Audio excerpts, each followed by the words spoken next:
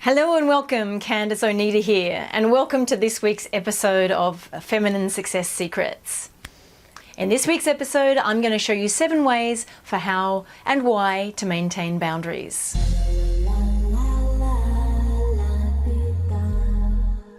This week's episode is a response to a question that came from a viewer. The question is, how do you handle difficult situations as the feminine while maintaining your boundaries? Thank you, Veronica.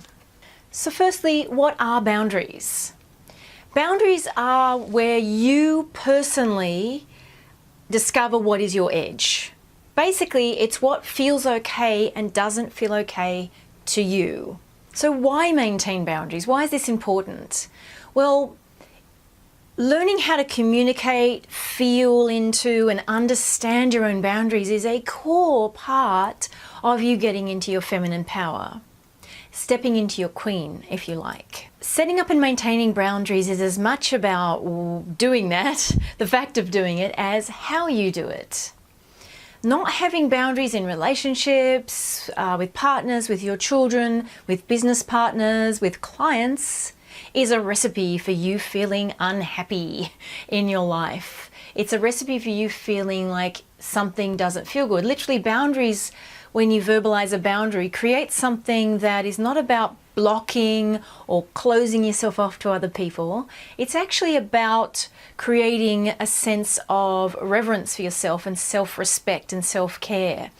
I can promise you that when you establish very clear boundaries with partners, children, relationships, family members, business partners, etc., you are going to be respected way, way more by doing this. Now, boundary setting is a skill that many people need to learn how to do. I don't know if you've recognized this for some people. Some people seem to be really good with boundaries, and it's like, oh, okay, that's their boundary. And some people have really loosey-goosey boundaries, okay? I don't know about you, but if somebody has really loosey-goosey boundaries, that is a big pushback for me.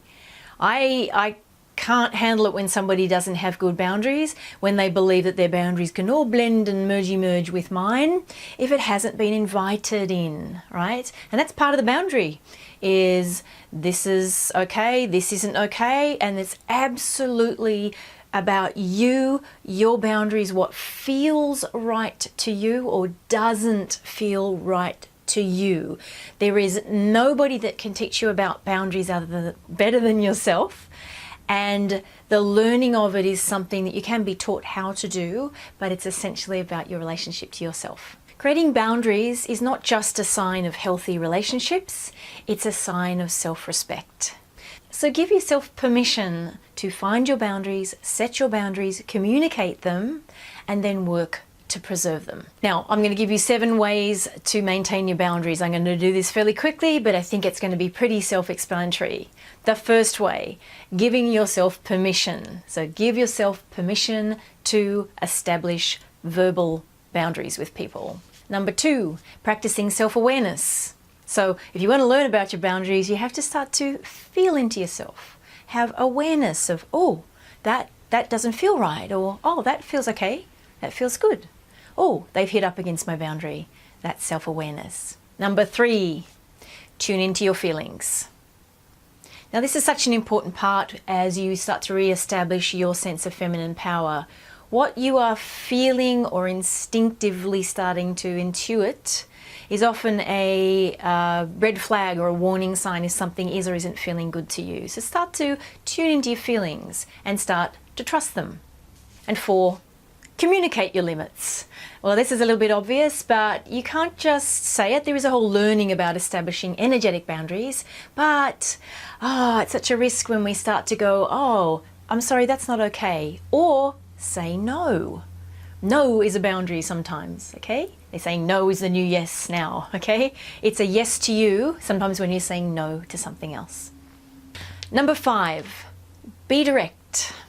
Rather than being passive, aggressive, or indirect, learn to be direct. Now, direct doesn't have to mean being aggressively direct. It just means being direct. I'm sorry, that doesn't feel right to me, or this isn't what I want to do right now, or no again. Number 6, make self-care a priority. I say this a lot on this channel, okay? So making self-care a priority is where you actually put yourself first. And it's so counterintuitive for a woman. I totally empathize with you. I know this so much myself. But when we put self-care first, we actually, it's like the thing on the airplane, right? So put the oxygen on first, make sure that you're breathing before you take care of somebody else. That's the principle of self-care first. And number 7, seek support. Or you could say seek community. So a great way to learn about the boundaries is to be dialoguing with friends, community support, people that are giving you reflection. This is a great way to seek support. And sometimes it takes others that know us really well to help us to know where our boundaries are, or to help us to push back a little bit. Now, obviously, you want to find a community of the type of people that know how to do that on your behalf. So sometimes people seek support in the wrong direction. Make sure you're seeking support from the right people. I hope you enjoyed the episode today. If you liked it, give me a thumbs up. I love getting comments, so pop your comments below. I'm in here quite a lot, so I'm happy to respond as frequently as I can. And if you haven't subscribed, subscribe to my channel. And when you have the courage to go out there and shine, you give others permission to do the same. So let's go out there and shine this week.